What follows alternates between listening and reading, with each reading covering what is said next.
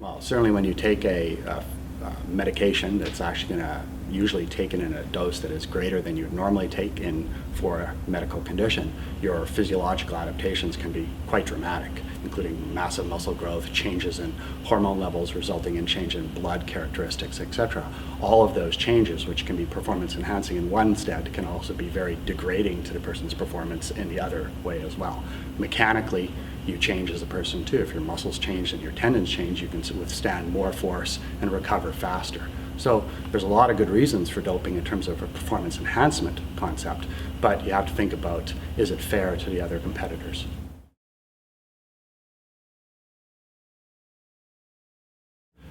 You know the rules, and you play within those detection rules, and you definitely get a hire a physiologist to help you not get detected. If you're not in a testing pool, you won't be detected.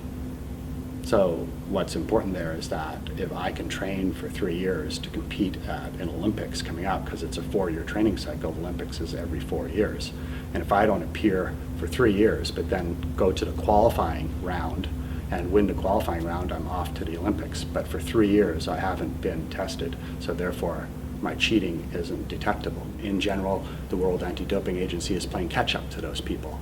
I would say that the gap has narrowed dramatically because the World Anti-Doping Agency is very proactive in trying to seek out the latest, greatest revision to the technology. Clearly not, because people continue to do so. It's a personal choice, and at the end of the day, they have to choose whether they want to consume the substance or not. In the end of the day, being disgraced is not very common an issue. We have world champions who have won the Tour de France multiple times who are cheaters and still don't declare that. Well, the headline one probably is going to be genetic manipulation of athletes.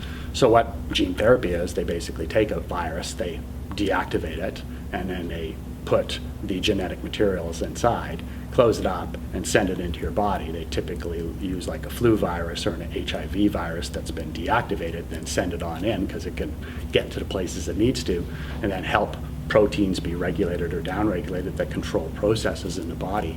That is the technique. But if you don't deactivate the virus, or you create a variation of the virus, that affects us all, not just me. So that becomes a worldwide issue. That's just being thought about by the agencies around the world about the consequences of cheaters.